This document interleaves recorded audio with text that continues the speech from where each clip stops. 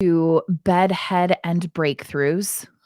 Like, I can't even think this morning. No, welcome to Bedhead and Breakthroughs. Come from the bedhead, stay for the breakthroughs. I'm your host, Debbie Burns. I teach soul magic to fabulous and often exhausted unicorns, leading you back to radical self love and immense creation power. So let's jump into today. Um, I am going to try and keep this as I had an incredible conversation with someone very special in my life yesterday. And I'm going to try and summarize it and keep this as quick as possible and still gather everything. So this really amazing person came to me in a come apart, mental, emotional, physical. She is not well. She is not feeling well. It's just everything's falling apart. And so in the conversation, I was trying to, figure out what was going on. And what I came to was that I had this incredible human who was trying to prove herself to someone else. And I'm going to call this person Bob, but you can call this could be mom, this could be dad, this could be sibling, this could be relative, this could be friend, this could be love interest, this could be anybody in your life. But for her, I'm going to call this person Bob. And she'd been working really, really hard and super stressed about proving herself to Bob, wanted Bob's validation, wanted Bob's love. And as we talked about the different components of that, it was very interesting to me how Bob had set her up to fail, had given her almost conflicting, I don't know if I want to say I'm going to use the term rules. Maybe that's not the right term, but conflicting rules or conflicting expectations, meaning if she tried to accomplish one, it would keep her from accomplishing the other. And if she tried to accomplish the other, it would limit her ability to accomplish the first. So not only does she want super validation, she wants Bob to be proud of her. She wants Bob to love her. She wants Bob to validate her. So not only is that, but the only way to do that is to get everything right. Because from Bob's perspective, Bob gets everything right. So why can't she get everything right? Okay. You guys kind of see what I'm going with this. And this can happen at any age level and within any relationship. And so I asked her as we're sitting at the end of that, um, I'm like, does that feel good to you? Like, does that make you happy? And she's like, no, but I really want the love. And so then we got into higher power, where I like to go next. Cause I'm like, she believes in a higher power. She worships a higher power. And I'm like, talk to me about the love that you get from higher power. What is that like for you? And she went on to explain this relationship with higher power that was beautiful and lovely and consisted of a higher power that loved her no matter what, that she didn't have to prove herself to, that even if higher power was disappointed in her, she knew that higher power still loved her. And so as we got into that description and that conversation around love, what I was trying to do is help her see kind of the two different situations she had gotten herself into. And so I asked her to name that kind of love. First, to identify that there are, in fact, different kinds of love out there. And if you haven't done this yet, I'm going to highly encourage you to look at love in your life. When we say love, love is not always the same for each person.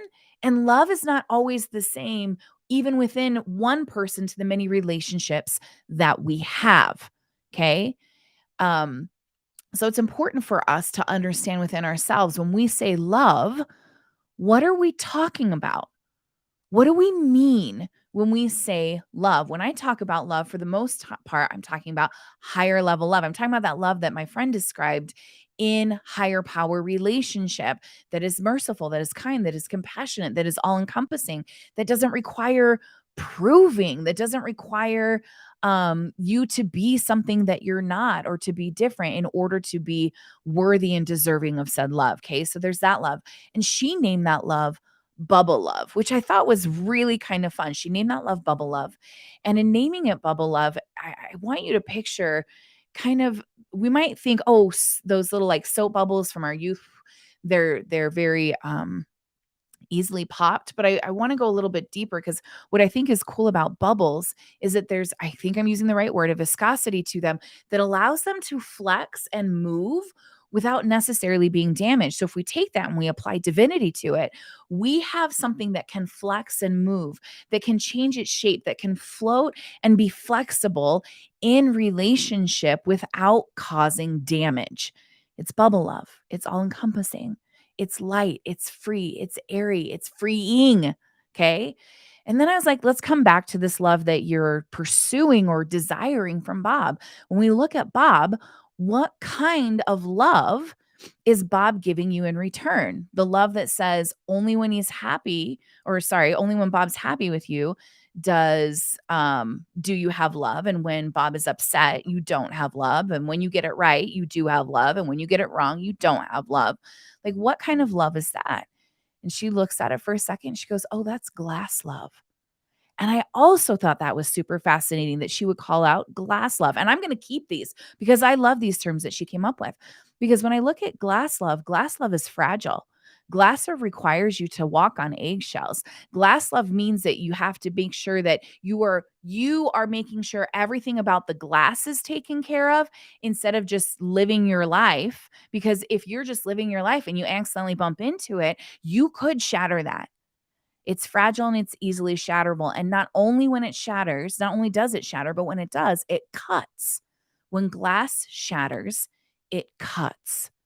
So I want you to think about that. Are you pursuing a love that hurts you? Are you pursuing a glass love? Meaning in the relationships that you have, again, like I said, doesn't matter if this is a family member, a friend, an intimate partner, but in any of these, in your business, with your clients, like, come on, this is any relationship, even the one that you develop with your higher power. Is the relationship that you have with higher power made of glass? Is that love a requirement, or does that love have a requirement that cuts you if you can't meet it? If that is your relationship with higher power, I'm going to go out and I'm going to say, get a new relationship, change your higher power, or get rid of the bullshit that culture has given you that tells you that higher power does not love you with all might, majesty, encompassing, like all deserving love. Okay. If it doesn't serve you, then you shouldn't. Oh, I hate to shit on people. If it doesn't serve you, don't pursue it. Don't go after it. Because here's the reality about higher level love. There is low level love. There is love that hits just above at the neutral. There is even love that is, if you were to like create a graph and there's like neutral and then there's all the good things and all the negative, unserving things, there are loves that even sit in the negative. So we've got to be very present with the type of love that we are pursuing and the type of love we're allowing into our lives. And if the type of love you are allowing into your life requires you to meet an expectation in order for you to receive, to be worthy and deserving of that love, that is glass love. Plain and simple, it's glass love. And the person may not be doing that on purpose. This may be the way they learned how to love. So you can have a conversation about that. You can set up boundaries around that. You can try and heal both of your ways through that. But understanding that if someone cannot choose with you into a higher level love to get closer and closer and closer to bubble love, because I don't know that any human can love as perfectly as divine energy can love or divinity can love, but we can get pretty damn close. We can get better and better and better and better at loving in that bubble type love, in that divinity type love. And those are the relationships that will lead to our greatest growth and expansion. Those are the people that will be here no matter what, who will see us and love us as we are, who will celebrate whatever growth we choose into and can sit with us in whatever pain that we're experiencing. And they are not the source of that pain because they're not made of glass. They're not going to break the minute we don't meet their expectations. And hell, the closer they get to bubble love, the less expectations they're going to have for us.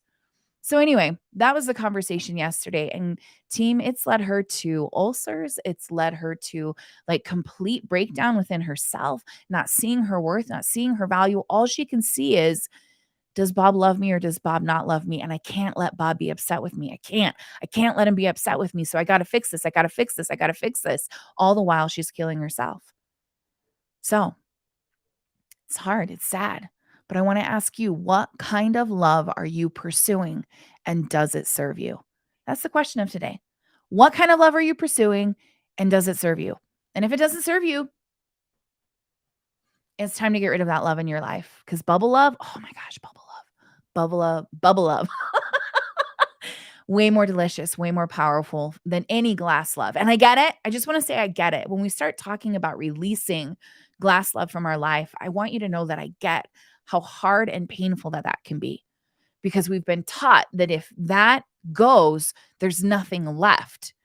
I have to try and make glass love satisfied. I have to try and take care of it. I have to protect it. I have to walk on eggshells around it. I have to bend or break myself into little tiny pieces in order to make glass love happy, or there is nothing left, or I am not worth it, or I am not lovable, or I will never be loved again. I get it. And it's bullshit. It's not true. There is space, there is room for bubble love, but we got to let go of the glass. Okay, I've talked long enough. There it is. What love are you pursuing, and is it serving you? Figure it out. I love you. I love you. I love you. Let me know if you have any comments or questions in, below, wherever that is. Like, have a beautiful rest of your day, and I'll see you guys tomorrow for another Bedhead and Breakthroughs. Bye. Or almost bye.